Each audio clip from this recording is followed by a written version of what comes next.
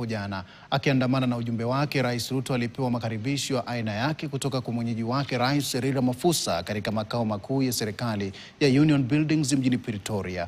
Baada ya gwaride la heshima kumkaribisha, alikuwa tayari kuanzisha majadiliano na serikali ya Afrika Kusini, ambapo kufikia sasa wametia saini mikataba kadhaa, huku mazungumzo ya kuimarisha uhusiano wa mataifa haya mawili yakiendelea.